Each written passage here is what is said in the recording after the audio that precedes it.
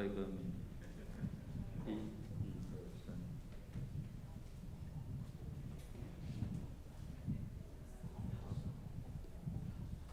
1。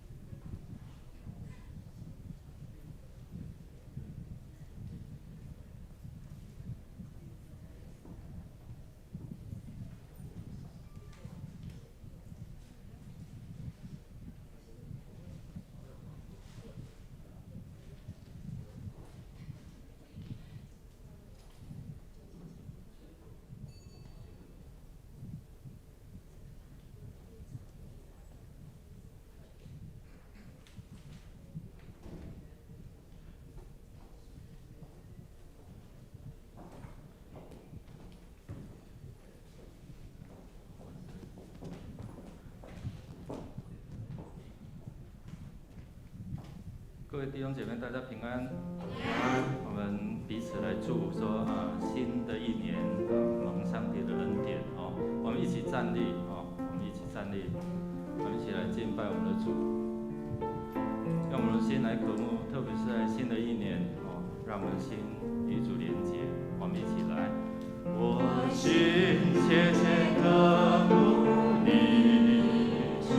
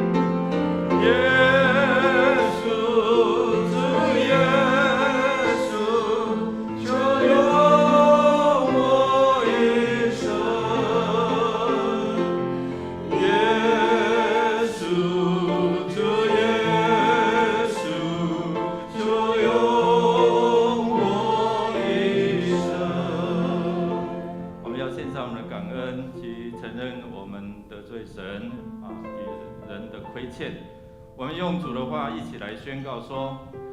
主啊，我要在万民中称谢你，在列邦中歌颂你，因为你的慈爱高及诸天，你的诚实达到穹苍。神啊，愿你崇高过于诸天，愿你的荣耀高过全地。耶和华，求你因你的名重大。我们要一起开口来赞美我们的神。有什么可以感谢哦？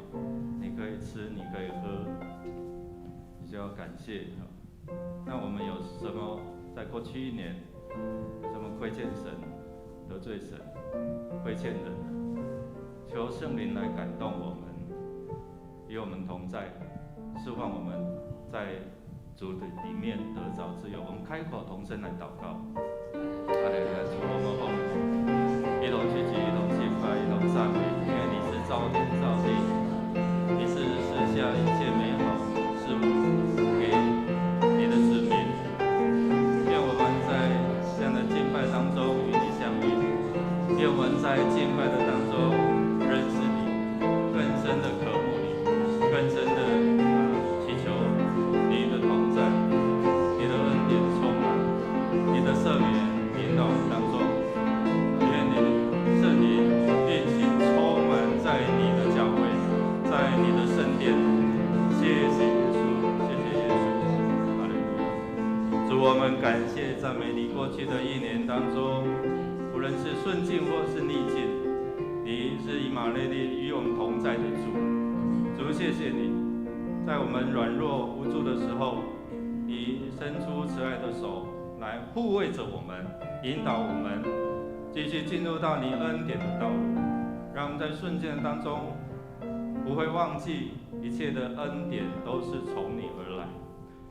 求你赦免我们有意无意的过犯，赦免我们得罪神、得罪人的罪。愿我们在你的面前得着你的恩典、你的宝血遮盖，让我们可以坦然无惧来到你施恩的宝座面前。我也要得着你的怜悯，我也要得着你的同在。祷告靠耶稣基督得胜的名求，阿们。弟兄姐妹，请坐。我们要为了我们的国家、城市来继续祷告祝福。我们一起用主的话开口说。彼得就开口说：“我真看出神是不偏待人。原来各国中那敬畏主行义的人，都为主所悦纳。”我们要为整个国家当人敬畏神，就蒙神的悦纳。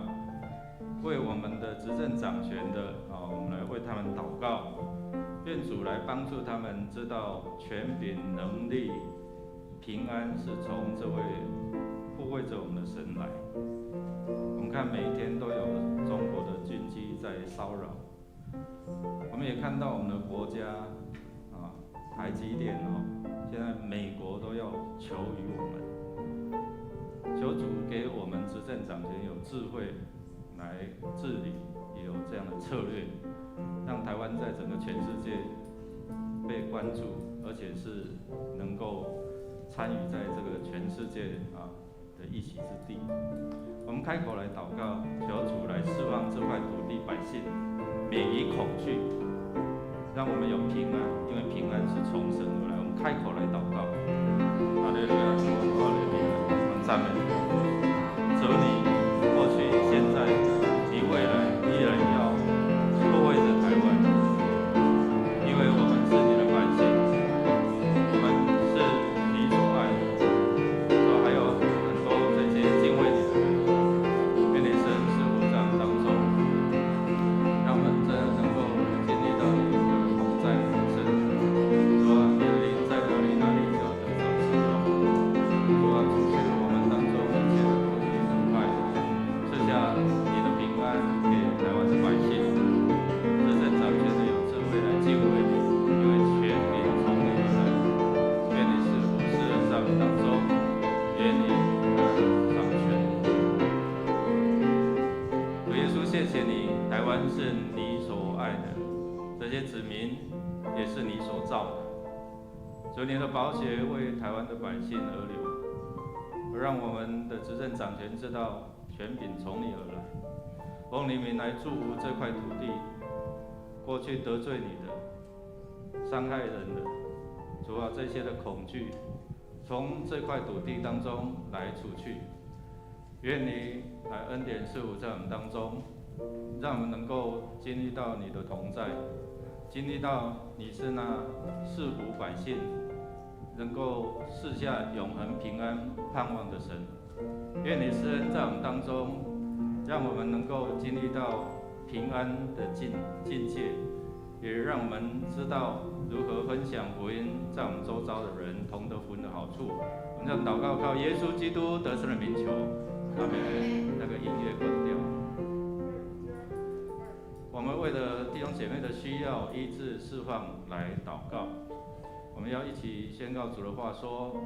我要论到耶和华说，他是我的避难所，是我的山寨，是我的神，是我所倚靠的。你必不怕黑夜的惊骇，或是白日飞的箭，也不怕黑夜行的瘟疫，或是午间灭人的毒病。我们要为着弟兄姐妹的身心灵工作还有这些学子的学业人际关系与神与人瘟疫使我们害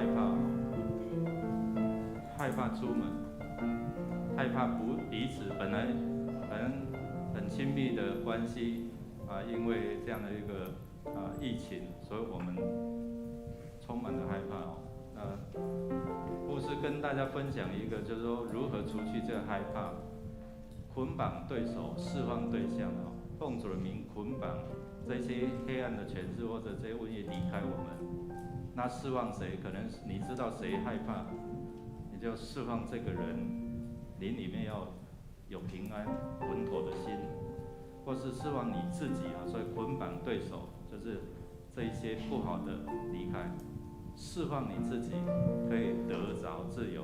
你缺少平安，说主啊给我平安。你缺少这样的一个信心，你叫主啊给我信心。如果我们当中有这些需要的，你可以站立起来，我们要为你祷告，我们同工会为你祷告。如果在这几方面你需要被祝福的，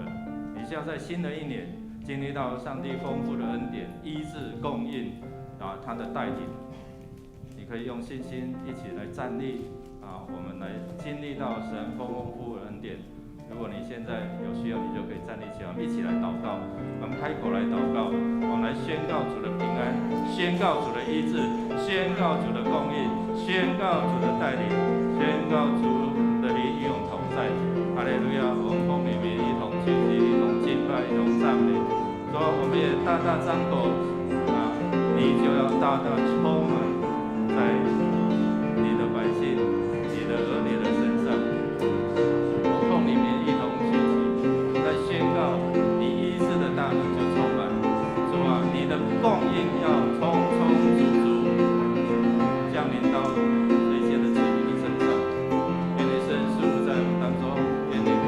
派遣你的使者在我们的弟兄姐妹身上来护卫着我们。主啊，病痛的求你医治，主啊，缺乏的求你来供应，主啊，没有平安的你赐下你的平安，因为你是平安的主。谢谢耶稣，谢谢耶稣。主啊，你是平安的主。主啊，当我们全世界笼罩在这样的一个不安、惶恐的这样的一个环境当中，主就好像你临到这些百姓，临到这些门徒的当中说：愿你们平安。主，你是赐下平安的主。此时此刻，我们全世界，我们弟兄姐妹，不管是在实体的敬拜，或者是在线上，主，我们奉你名来祝福，你的平安要供应给我们，你要供应我们在缺乏当中得着满足。愿你赐福我们在新的一年经历你是那耶和华是我们的牧者，是我们的避难所，是我们的山寨，是我们的力量。主啊，你是我们的，是我的。谢谢主垂听我们的祷告，靠耶稣基督得胜的名求，阿们。我们最后要为主日来祷告，来守望，一起用主的话说：唯求耶和华我的神垂顾仆人的祷告祈求，俯听仆人今日在你面前的祈祷呼吁。愿你昼夜看顾这殿，就是你应许立为你名的居所。求你垂听仆人向此处祷告。靠的话，我们要一起来为今天，特别是台湾南神学院院长吴宗敏牧师在我们当中年假他也为着学院来请安来报告，愿主来赐福，让他在管理治理这个台南神学院，能够培养更好、更优秀的牧者在教会当中来牧养。所以我们奉主名来祝福他，有许多好的这样的意向跟理念，要来做一些的改变愿上帝给他有从上头来智慧跟能力我们也为了长子团队为了新的一年我们在整个牧养策略，我们都有神的同在。那特别在台湾神学院的经费这样的一个整个学习整个培养我们求神来自己供应本周日的阿卡佩领袖小组，还有松年大学开学，还有我们在未来这个礼拜的小会，愿主来赐福花卉研习会，那也为了宣教基金来祝福，让我们新的年度的这些同工，我们看见宣教的意向，也感动弟兄姐妹，因为你的参与奉献，让宣教这样的一个基金能够充足，能够推动更多宣教的事工。邀请大家一起站立，我们来开口，我们来祷告，我们也预备我们心进入到主的施恩宝座面前，要大大张口，神就要大大充满。我们开口来祷告。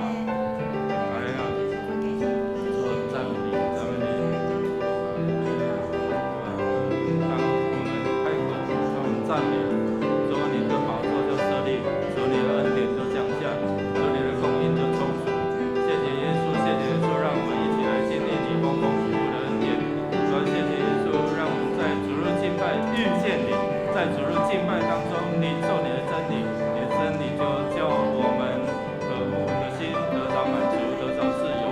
主，谢谢你，我们奉你名一同来宣告主你的同在，宣告主你的应许就在当中。谢谢主，我们感谢赞美你。当很多国家没有办法一同聚集敬拜，主你依然给我们有恩典，让我们能够恢复敬拜，让我们能够恢复弟兄姐妹彼此有这样的交通。愿你赐福我们，让我们真的是珍惜这样的时刻，好好的渴慕，好好的敬拜。主谢谢你，让你的恩典充满，不管是在台南神学院，不管是在我们当中，主在你的教会当中，让你的教会能够看见这块土地的需要。有主你的眼光，看见这些困苦流离，如同羊没有牧者，就怜悯。主，谢谢你，让我们一起也用主祷文一起来祷告说：我们在天上的父，愿人都尊你的名为圣，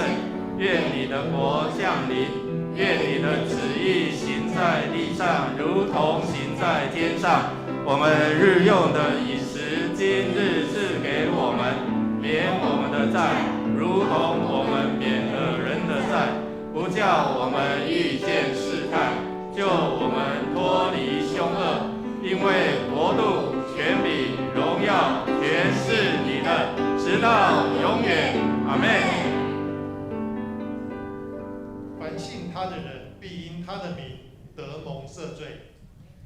哈利路亚！感谢主，让我们能够一起来敬拜，因为我们的主已经战胜了黑暗的权势。让我们请击掌欢呼，欢唱哈利路亚！哈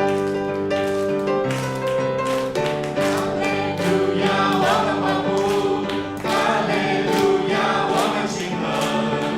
主你战胜黑暗权势。哈利路亚，我们欢呼；哈利路亚。我们庆贺，主你的生命复活，要战斗，要战斗。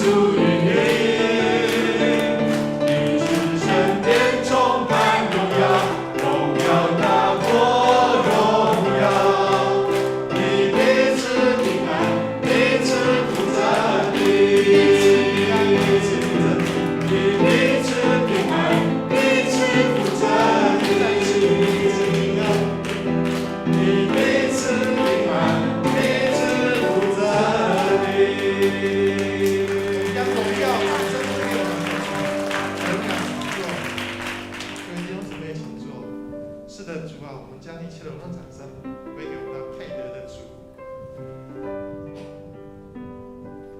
你是配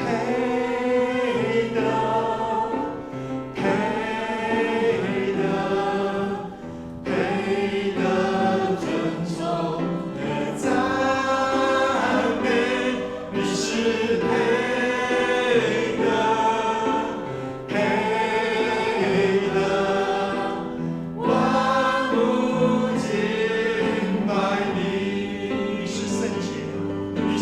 圣洁。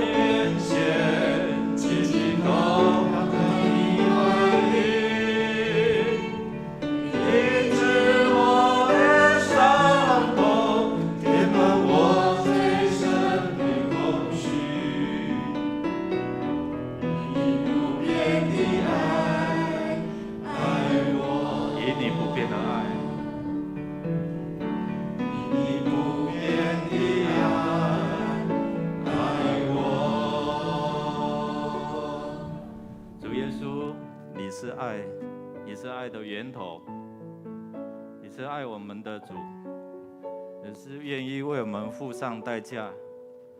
愿意牺牲自己，流出宝血来洗净我们的罪。你是在我们最污秽、最不配得着你的救恩的时候，你伸出你慈爱的手，你为我们舍了生命。你的爱永远不变，虽然天地万物都在改变。主帮助我们用阿嘎培的爱来爱你，因为你已经先爱我们，所以让我们不管是在什么样的困境当中，我们依然能够来寻求你。主，谢谢你帮助我们在敬拜当中看见你的荣耀，你的宝座设立，你同在，赐下你的恩典，你赐下你的真理。当我们渴慕你的真理，真理必叫我们得着自由。谢谢主，求你悦纳我们的敬拜，喜爱与我们同在，彰显你自己，让我们更认识你是永恒不变的爱的主。垂听我们的祷告，靠耶稣基督得胜的名求，阿们。弟兄姐妹，大家平安。我们今天有没有第一次来与我们一同敬拜的弟兄姐妹？没有，我们还是介绍一下我们的台南神学院院长胡宗明牧师院长在我们当中我们拍手来欢迎。今天是台南神学院的奉献主日由胡宗明院长来与我们分享主的话，请安报告。请兄姐关心代祷奉献，也谢谢胡院长的勉励那他从南部上来那昨天晚上有跟他有很好的交通，有很好的一些的理念。他过去是在德生教会，高雄德生教会20几年的牧会所以有牧会的经验，然后在神学院可以知道教会需要什么所以可以在怎么样培训这些的学生能够跟教会接地气不是野帮输啦底婚定因为知道民间的这样的需要所以我们特别在你的负担当中为神学院来祝福来奉献。那我们在新的会堂33号2楼还有我们这栋1楼一些的地方的装修我们已经贴出这样的一个招标的公告，我们为这个装修来祷告希望很快的在隔壁也有可以应用宣教的这个地方所以弟兄姐妹这详情在第5页，请我们自己来看。那下主日这3月7号，我们要举行今年度的第2次圣礼典有报名成人洗礼、坚信礼、小儿洗礼的兄姐，请于3月6号这个礼拜六的晚上8点，在教会501的会议室来问道理。我们因为疫情的关系，所以我们的合会定期会员合会改在3月14号所以3月14号只有1场是在9点半，请我们华语参与华语的这个弟兄姐妹请注意，如果你当天没有办法出席参加的这一些陪参会员，请在3月12号之前以书面向小组长或者是小会书记来提出。疫情的关系，所以我们在个人的携带这一些的周报我们就不要再拿回去在这个管理员的桌上那也不需要回收那我们麻烦配合因为这个非常时期那麻烦值日的长职同工礼拜完之后结束请来宣导会友来配合，感谢大家。我们的2021年的第1季认识纪要真理在周六班的由全嘉玲老师来教导请我们，特别是我们当中如果还没有上过，或者是我们的慕道的弟兄姐妹你可以来参加这样的一个纪要真理的课程。我们4月10号、17号也会举行属灵家长的训练，如果你不知道怎么样跟人家分享福音，那牧师牧者团队会一起来教大家如何说问听那大家都知道牧师很喜欢传福音怎么样去传福音，很容易帮助人能够认识这真理，能够接受然后觉志能够跟上帝有美好的关系各小组请组长推荐这一些的人选来参加装备，在4月4号之前来报名。今天主日在9点50到11点，我们会在文昌公园的市立图书馆进行医疗咨询。那服侍的同工有尤伟斌医师、侯英南医师，还有健康咨询的同工志工队第2队。那欢迎我们弟兄姐妹，如果你礼拜完之后没有什么事情的时候，你可以一起来参加这样的一个服务社区的事工。因应疫情的需要请大家进入到教会请我们一定记得刷卡量体温。那我们需要有这样的一个实名制那感谢主我们有这样的一个机制那求请大家一起来配合。如果你没有你的名牌刷卡的请跟我们的同工讲我们点名同工讲，可以很快的为你来预备你的名牌。我们停了几周的爱幸福讲座又要开始了，这个礼拜5晚上7点半到9点主题是黄金2秒搞定脾气我们请陈大洲老师来分享。同时段也有开奥福音乐欢迎如果有孩子的可以带来他去这一些的班，那你可以专心的来听这一些的讲座要报名的请到1楼的公，不然也有备晚餐，所以一定要报名好，我们全人生命教育协会会定于3月14号12点半，就是我们的定期会员大会召开完之后，我们会随即召开109年度的会员大会及志工大会请志工或者是会员留意，如果无法出席，请你写委托书那我们有备有这个午餐请我们注意一下。那还没有交会费的500块请赶快交这样好，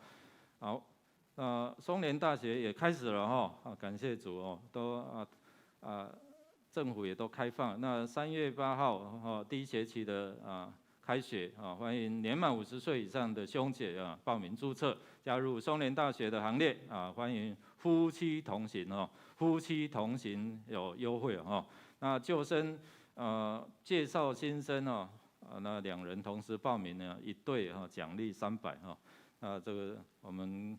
真的祝福这个松联大学同工这样的预备好。那我们3月1号因为连假那配合国定假日，我们全职同工放假除了管理员之外，教会开放的时间是8点到下午5点。那我们也恭喜我们的李静平姐妹在1月14号获得男孙这个她的女儿杨梦伦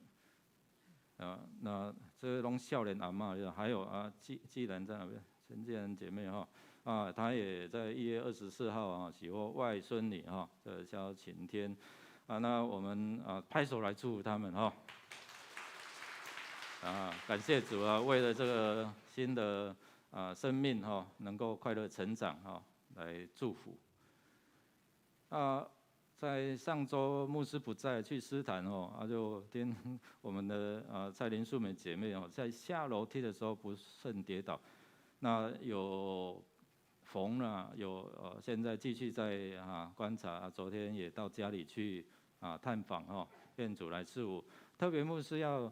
鼓励大家，特别是年长者请你尽量运用这个电梯，好吗那真的你要想说下楼一定要扶着左右的扶手，我们都有扶手我们在代祷当中求神来医治让他早日康复。好，我们来读今天的金句，来读2遍，一起来。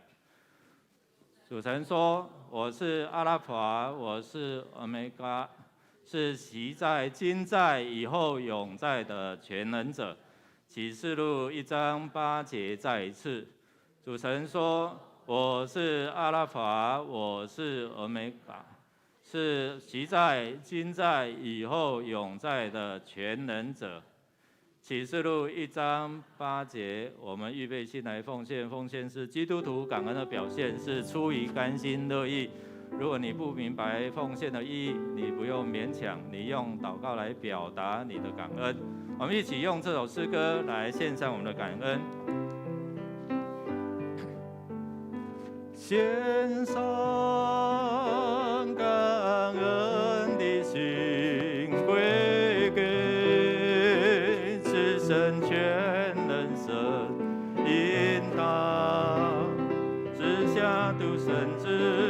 主耶稣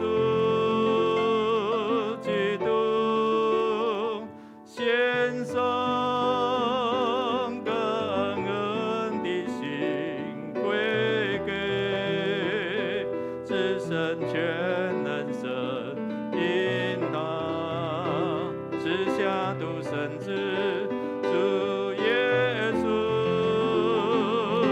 基督，一起站立。如今软弱者已得刚强，贫穷者已成富足，都因为主已成就了。那时再一次来宣告说：如今软弱者已得刚强，贫穷者已成富足，都因为主已成就了。那是感恩，感恩，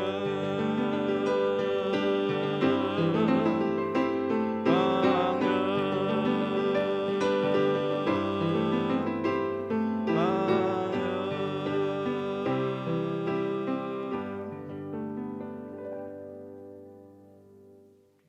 是阿爸父，我们满心感谢赞美你，因为你造我们、爱我们、养育我们，让我们有平安、有快乐，胜过那丰收五谷新酒的人。主啊，我们爱你，我们要将自己当作活祭献给你。求你使用我们的恩赐在你的事工中。主啊，谢谢你让我们有机会与能力能够献上一点日用所得。我们知道我们所献上的多少并不重要，重要的是因为你看重的是我们的这颗愿意摆上的心。我们在这里献上小小的金钱，求主悦纳。我们将奉献按着公义使用在教会的事工上，也求你祝福弟兄姐妹抱一颗感恩的心，常做你所喜悦的事情。感谢赞美主，我们将祷告都是奉靠主耶稣基督的名求，阿们。坐下，彼此来祝福说：愿你得着上帝话语里面的恩典。哎，愿你。请坐，我们要请胡牧师带领我们来读上帝的话语。我们一起来攻读上帝的话语记载在2处的一个地方。今天的主题经文第一处是在约翰福音1章215到17节。约翰一书2章15到17节，我们一起来攻读。我们在圣经里面和合本346页，约翰一书2章15到17节，在圣经的后面最后面的一个地方。我们一起来攻读约翰一书2章15到17节。我们一起来攻读：不要爱世界和世界上的事，人若爱世界，爱父的心就不在它里面了。因为凡世界上的事，就像肉体的情欲、眼目的情欲，并今生的骄傲，都不是从父来的，乃是从世界来的。这世界和其上情欲都要过去，唯独遵行上帝旨意的，是永远长存。约翰一书2章15到17节。另外一处经文记载在启示录，就是我们今天的金句启示录1章8节，我们再来一起攻读一次。主上帝说：“我是阿拉法，我是俄梅嘎，是昔在、今在、以后永在的全能者。”这是上帝的话语，愿上帝的话语成为我们的祝福以及我们遵行的一个准则。敬爱的尤牧师，还有我们在座的我们2位牧师，刘牧师还有黄牧师，还有我们在座的华语礼拜我们迦南教会的长子，还有弟兄姐妹，大家平安。感谢上帝的恩典透过尤牧师的安排让我有这个机会来代表台南神学院跟大家请安与报告。我是台南神学院毕业的。那在成为台南神学院的这个负责人之前，我在地方教会牧会，因为我神学院毕业到今年已经35年了，所以我大概都是在地方教会牧会。我是台南善化教会出身的传统的第4代的一个基督徒。然后神学院毕业之后，我有到花莲就是丰田教会去牧会。我在花莲12年的时间，之后来到德生教会牧会。在德生教会21年之后，我本来要回到玉山神学院去任教，然后退休。那后来因为台南神学院的院长退休，那时候因为是教育部立案，要征求这个新的一个人选，那一直好像没有人去应征，因为教育部立案的学校要当这个院长，可能有他一定的限制跟资格，所以因为这样子，台南神学院的校友会才联名去推荐，由各中会来推荐，最后推荐到我说一定要到台南神学院来担任这个工作。本来我是诚惶诚恐的，因为这个不是我生涯的规划。我出国进修拿学位也不是为了来要当这个工作，但是有前总会议长，还有前的台南神学院院长、校友会长，还有台南神学院的校友有告诉我说，你已经牧会很久，应该要回到学校来，因为21世纪是实践神学的世纪，所以经过一段时间的祷告，那才答应的。所以我记得去年尤牧师还有师母，还有我记得刘牧师有到新竹的时候去进修，那尤牧师有到玉山神学院去探访他的亲人，刚好我在那边服务。那时候我也还没有说我要到台南神学院那时候我们就很高兴，就在那个地方就成为一个好朋友，也彼此有很多的沟通。那也没有想到去年8月我是正式接任这个台南神学院的院长，那当然也是南神神学院教育部立案的一个校长的这个工作，所以我今天才有这个福分还有这个机会来跟大家分享。那我昨天提早来也受到尤牧师很好的一个接待，那也跟他谈了4个钟头的话，特别从教会的事工，那我也从尤牧师的口中来知道，我们已经把隔壁买下来了，有200-300坪是可以利用的，这个是非常不容易。因为我在德生教会牧会有20几年的时间，很大的教会，我教会有1400多个会员级，那大概平均有800多个人做礼拜，有6位牧师、8个干事、2个管理员、2个清洁人员，所以我能够体会到这个大型教会要推展的事工并不容易。不过上帝给尤牧师有很好的恩膏恩赐，他朝向这个我们教会的这个生态体质来计划我们教会的事工，这非常值得感谢，也非常恭喜我们迦南教会得着这个好的牧者来带我们前进，这是非常值得我们去高兴跟赞美的一件事情。所以这是我生平第一次来到迦南教会，来这边跟大家一起敬拜上帝，感谢上帝让我有这个机会来跟大家一起分享。那我今天的这个题目就是改变中的不变。那我会用这个题目就是我2年前有出版一本书，叫做《不变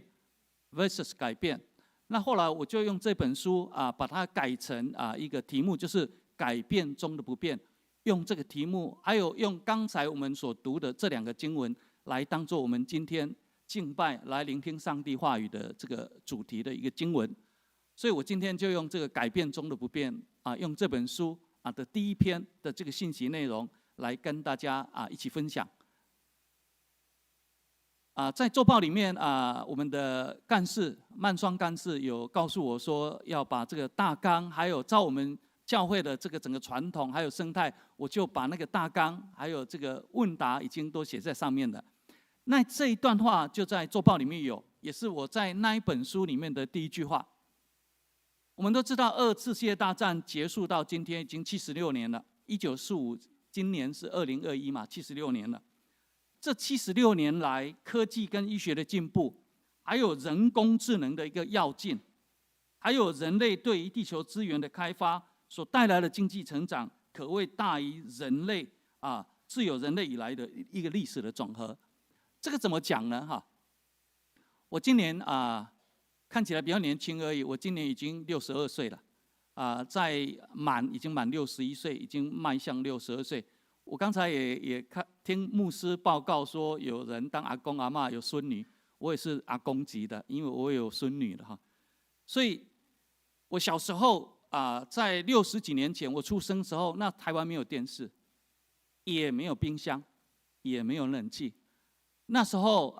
我就很期待，我有长大之后我能够移民到美国去，因为美国人开车，而且有冰箱，而且生活非常的好。我住在乡下，在乡下长大，要养猪养鸡，那个都是副业。那时候我就一直在思考为什么生长在一个穷乡僻壤的这个台湾的小地方。那后来到我小学的时候，台湾已经有电视，那有钱人家才看得起。那还有冰箱，因为我曾经到台南的空军机场，我教会有一个会友，他开飞机的带我们去，我才看到有冰箱，有冷气，那是美军在享受。那时候我就在思考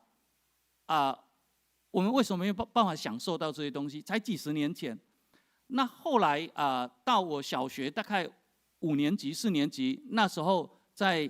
布袋戏、苏亚文、钟家人，可能年轻一辈的大概没有办法去想象。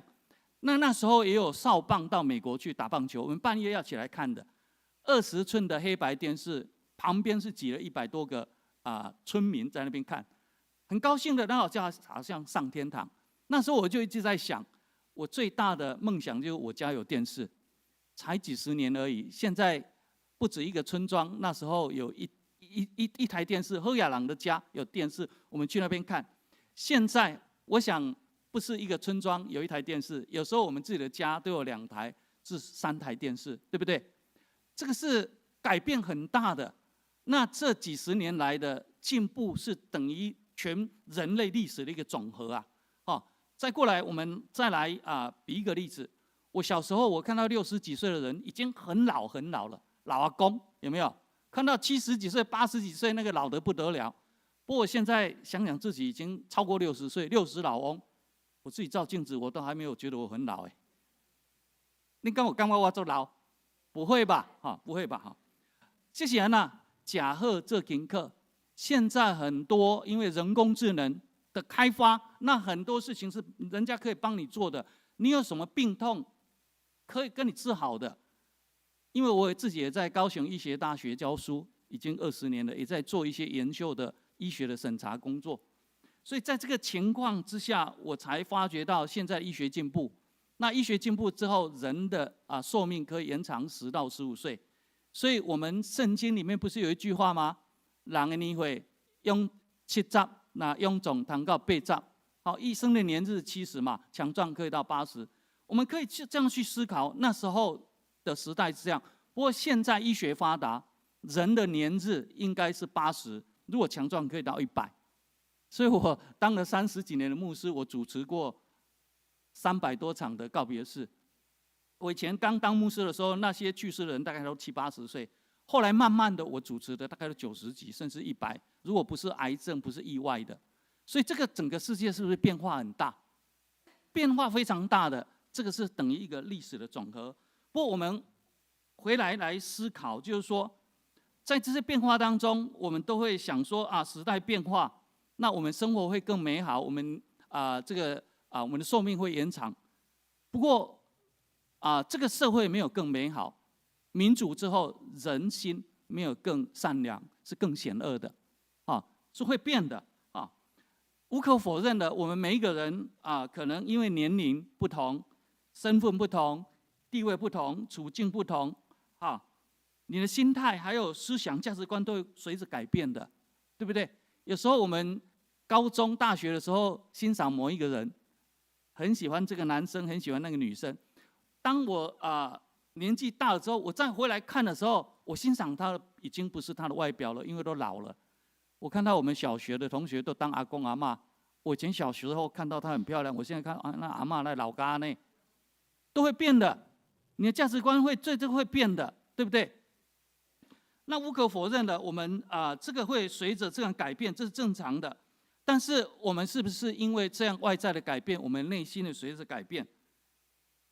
在以色列的百姓过去，他们在安逸的时候，他们是离开上帝的。苦难的时候才会去追寻上帝，所以在这个情况之下，我今天最主要跟大家分享的就是说，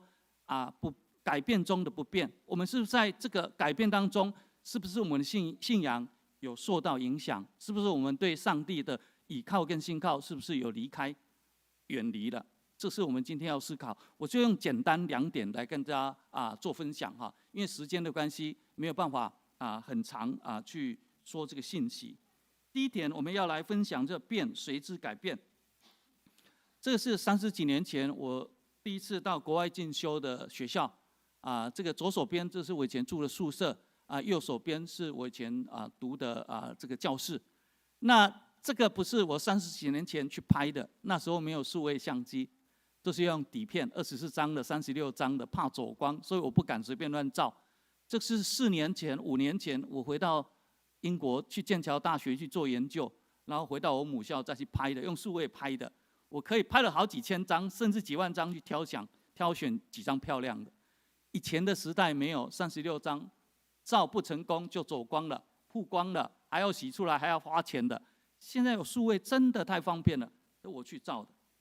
那我在那边读书的时候，因为远离家乡，那时候也没有 Line， 也没有 FB， 也没有这个可以看的这个视讯。所以我写信回到台湾，我太太回给我，我师母回给我，最快要2个礼拜。那时候我已经有一个女儿2岁、3岁了，那是很痛苦的一件事情，不像现在出国读书那么容易啊，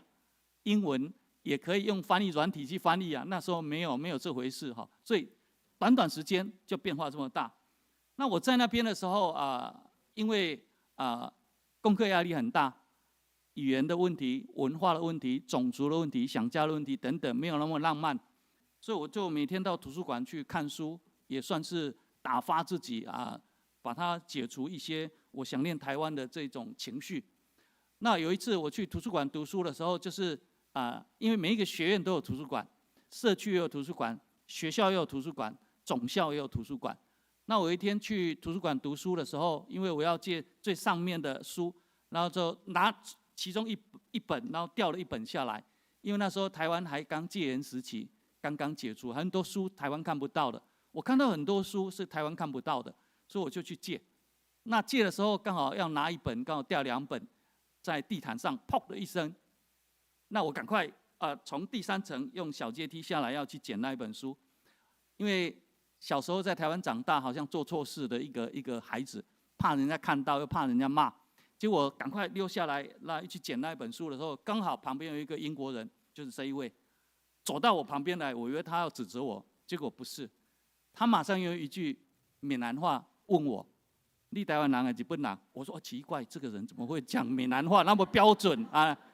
我说跟他讲，我就英文回答他，因为很自然嘛，我就回答他我是 I'm Taiwanese, I'm not Japanese。他说我嘛台湾人。我跟你讲，你讲英文我听无，你讲台湾话我听较有哈，所以我就觉得很奇怪。后来他才跟我讲，我就是以前你们台南神学院的副院长，你知道我吗？我说我听过你李牧师对不对？他就很高兴的就带我到他办公室去喝咖啡哈。去的时候，他跟我讲，他1972年被赶出来台湾的，他很想念再回去台湾，因为有一些台湾的这个政治的问题被赶回去，所以不能再入境。他就一直跟我讲说他是台湾人，讲闽南话没有腔调，非常的标准。所以我英文就都问他请教他。结果我就请教他说：“李牧师，你什么时候来台湾的？”他说：“我是民国41年啦，民国41年1952，他用闽南话这样讲。民国41年，那我就问他说：“你那时候来台湾的，对台湾的印象是什么？”他说3个：水牛、脚踏车跟过日。因为他从高雄港上岸是没有大卡车在载船货的，水牛是用牛车在载船货的，还有脚踏车，大家都骑脚踏车，没有人在开车的，连摩托车也几乎看不到。还有大家都戴鬼的斗笠啦，斗笠鬼的怎样嘛？斗笠哈，鬼的。结果他就跟我谈了非常的高兴，所以我在那边就写了一篇文章回来台湾投稿，在台湾的报纸。后来1995阿辉伯当总统了，他有幸特准他回到台湾。回到台湾的时候我在跟他见面，他非常高兴，他讲了一句话，他说：“台湾变化太大了。我1942年来的时候是水牛、脚踏车跟过日，我这次来的时候不是，是汽车还有高楼还有你们台湾人比西洋人更西洋化。”我就问他说：“为什么呢？台湾人不要讲，都干那要讲英文唔都要讲台湾话安尼啦吼。”我就觉得非常的有趣。那后来我4、5年前，2016年去剑桥做研究，然后再回去我母校的时候，他已经去世。那我到他的墓园去看一看，我很想再问他，如果他活着，你如果有一次再回来台湾，你现在对台湾的印象是怎么样？但是他已经去世，没有办法去讲什么了。不过我在猜如果他回来台湾，他大概会看到这几个问题。第一个，台湾因为市场经济的无限上纲，人心是无止境的，欲望是无止境的。我是对于3C 的用品是可以用得到就好了。我在牧会的时候，我拿的手机是要外出才有拿手机，我在教会是不拿手机。那有时候我后来我的女儿因为手机也不爱用的就丢给我，我就拿着就联络用嘛，教会有会友就联络用。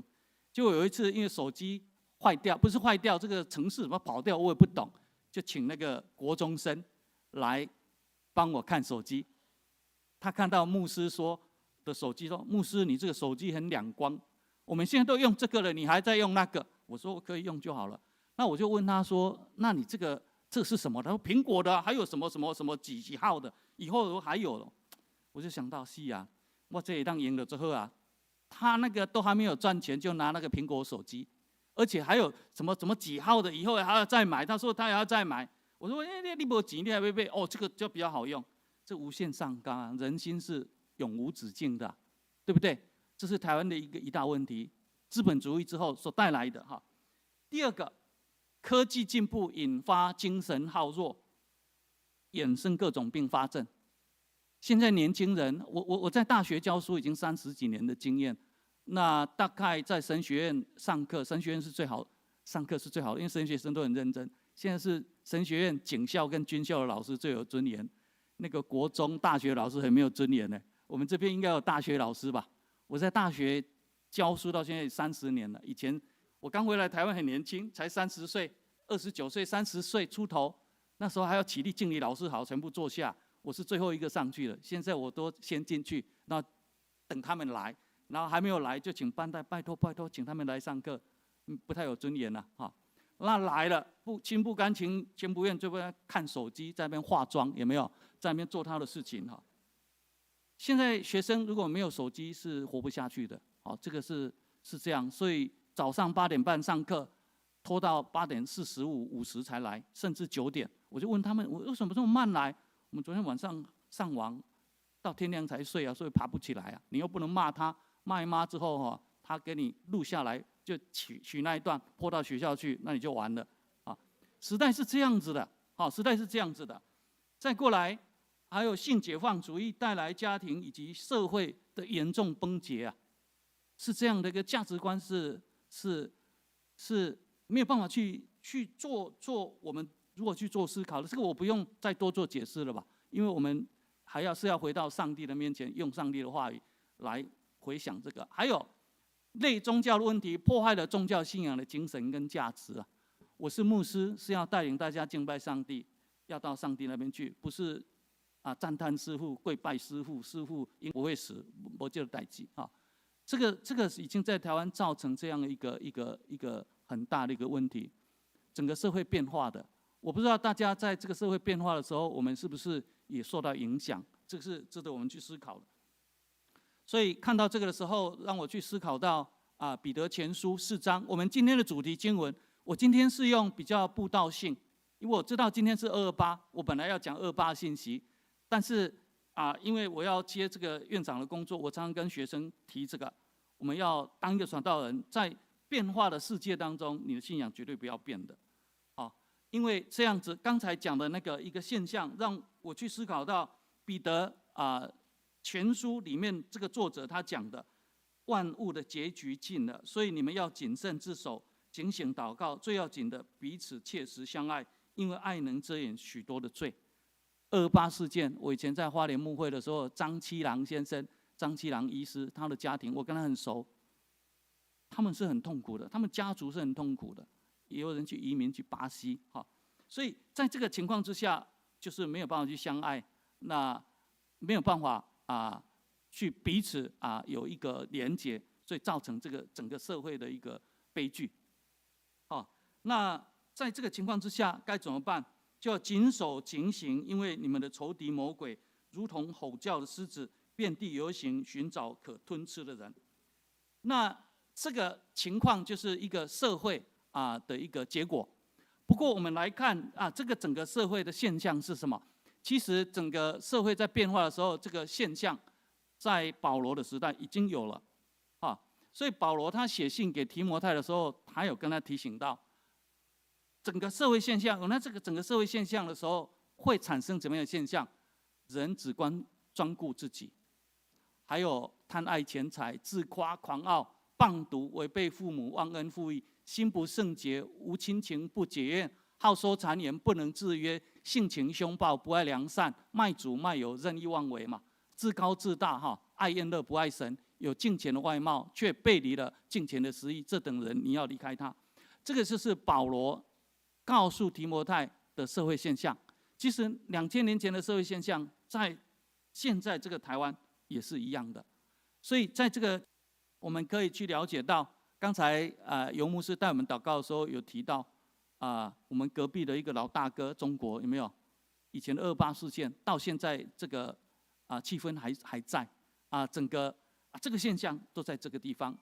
我们没办法做什么，但是我们只为了这个祷告，是不是我们巡流媚俗了？这个是我们去思考的。那第二点也是要跟他思考的。虽然这会我们来了解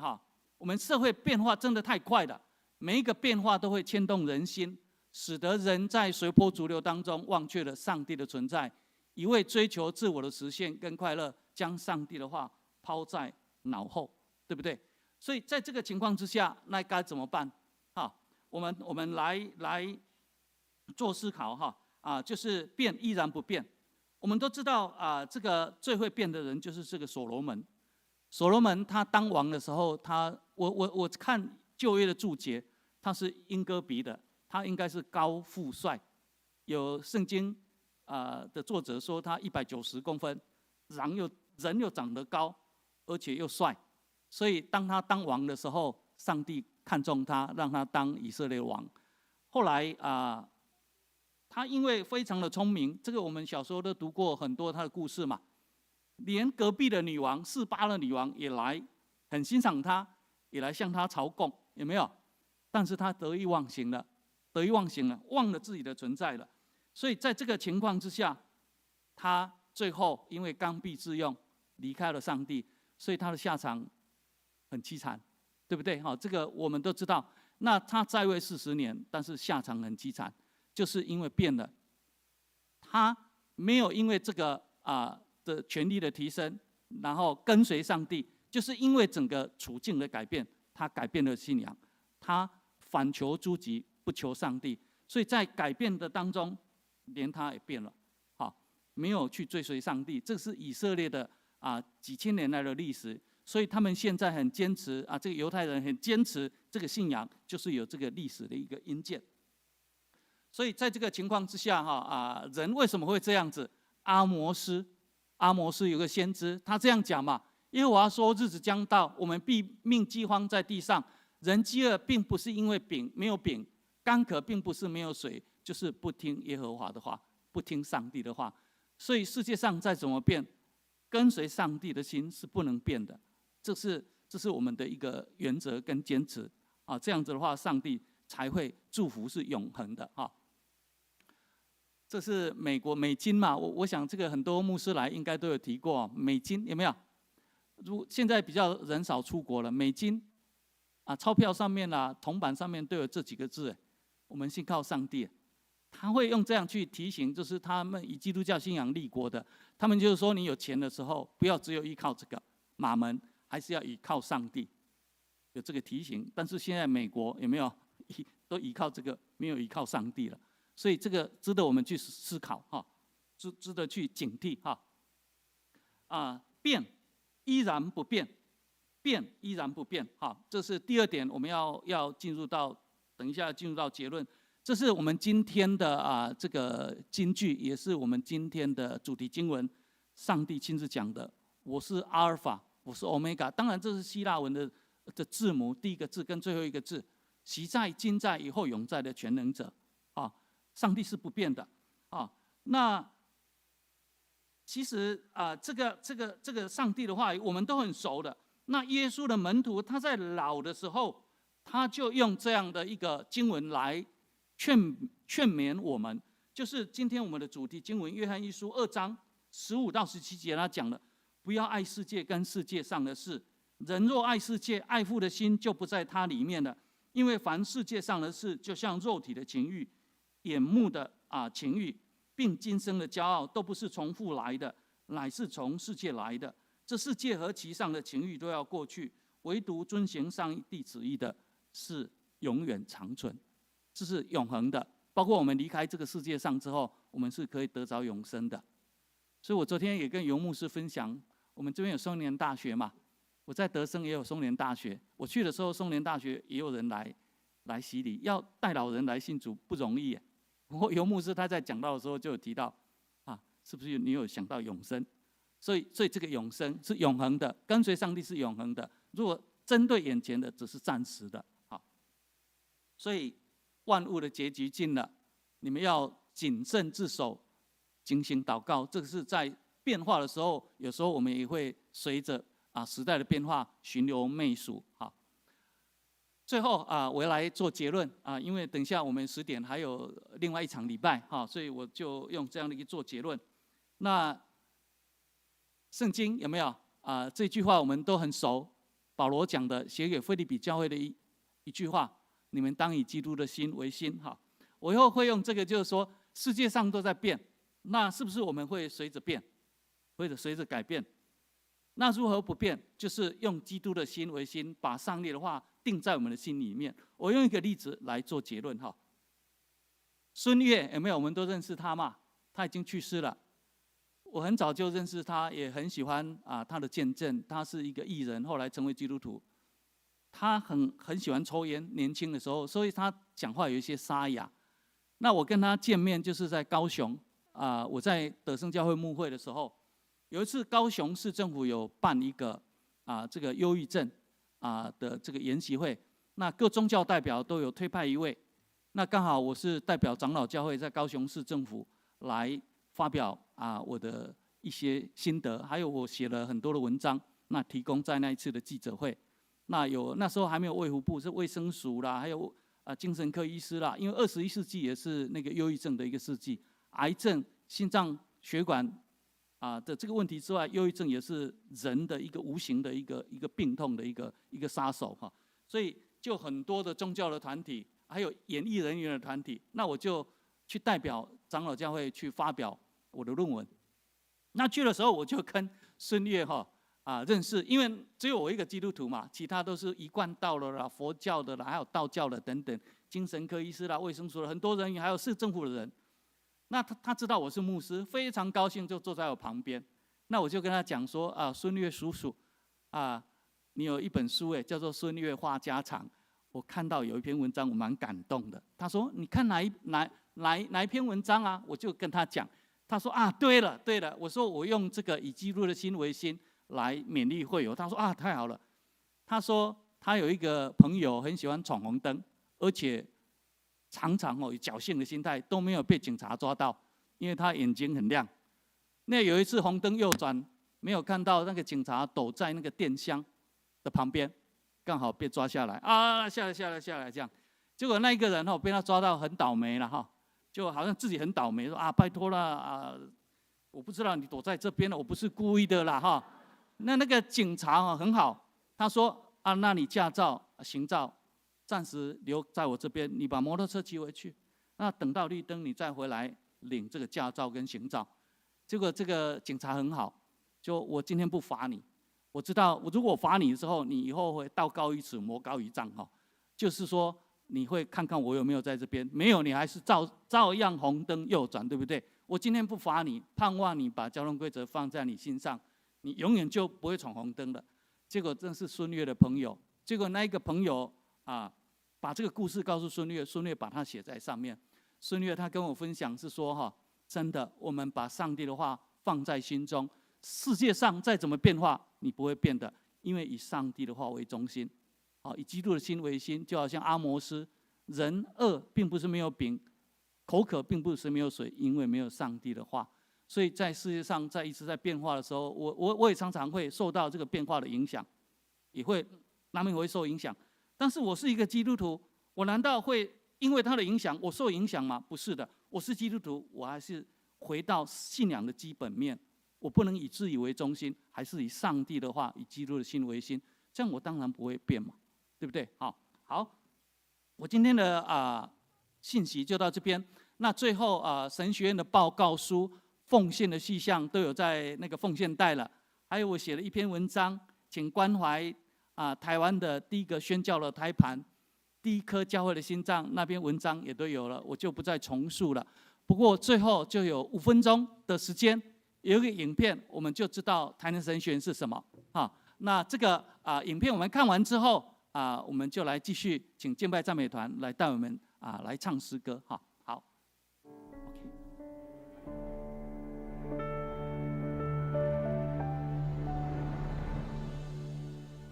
撒撒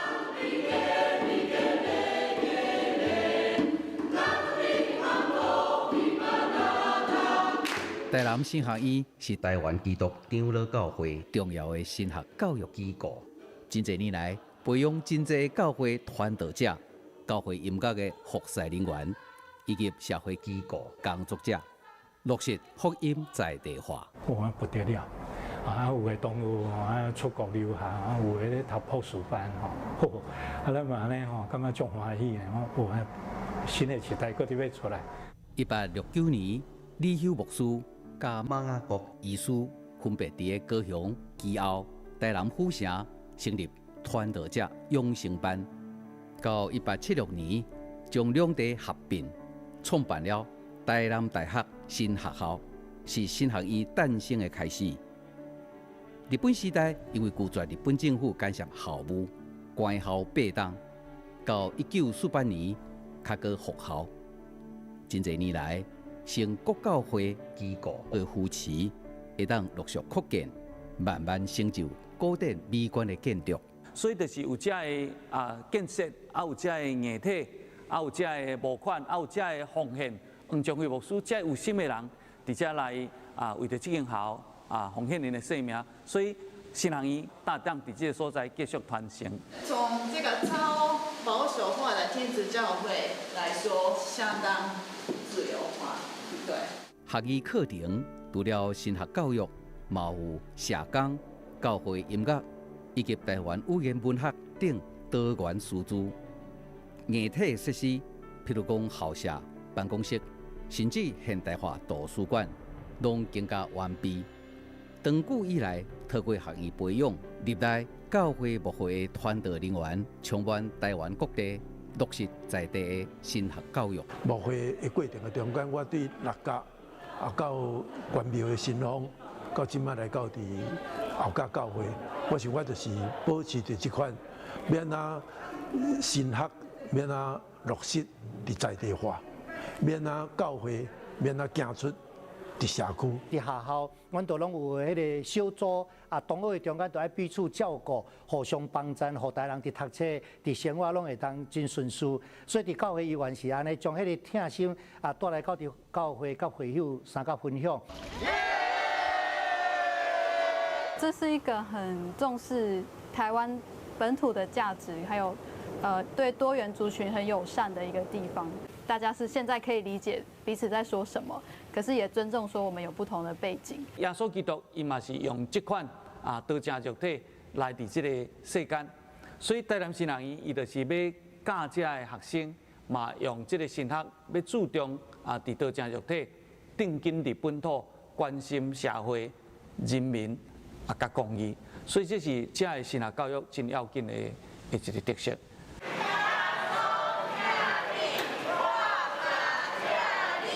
不过，福音工作有今仔日的成长，国教会机构对学院的支持一直是重要的一部分。未来学院也面对各项整建的需要，迫切毋望各界的扶持。过去咱台南新学院都有足侪听主、听人，佮愿意奉献的遐册，一直不断伫遮奉献，所以我嘛是伫遮对心底献出感激、感谢。谢谢上帝纪念这个事，所以嘛，毋望咱为着这个新学院大道，为着这新学院奉献。咱即马入案了后，有真侪教育部要求，遮的教学系统，或者是遮的设备的提升，这拢是过去咱家己在经营的时阵所无按算到的设备。经过8年的台南新学院，秉持感恩以及对福音工作坚定的信念，未来毋望伫个祈祷支持中稳健经营，甲国教会同工继续为传福音更加骨力。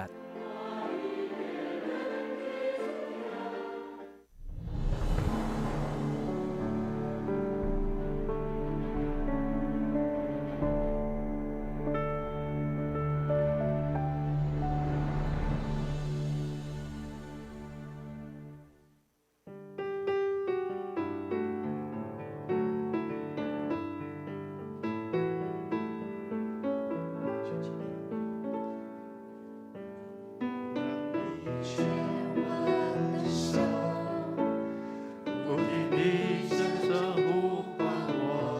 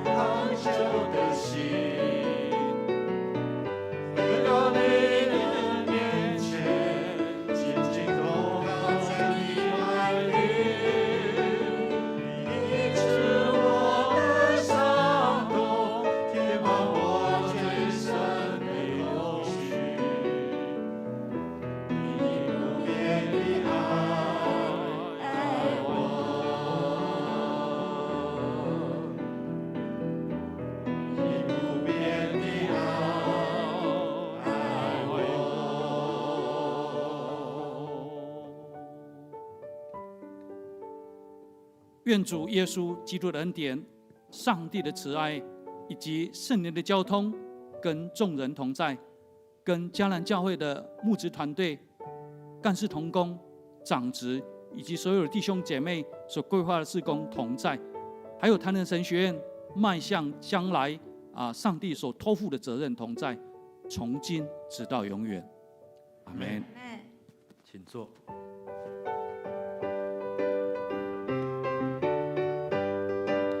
哈利路亚，哈利路亚，我们敬歌，祝你战胜黑暗权势。哈利路亚，我们欢呼，哈利路亚，我们敬歌，祝你的胜利复活，你要震动天地，你震动沧海地，令万国万邦全都属于你。你是神殿充满荣耀，荣耀大过荣耀，你彼此平安，彼此负责的，你彼此平安，彼此负责的。今天我们的礼拜到这边，我们彼此来祝福，愿上帝的恩典与你同在。愿上帝的恩典与大家同在。请我们记得将这周报来带走。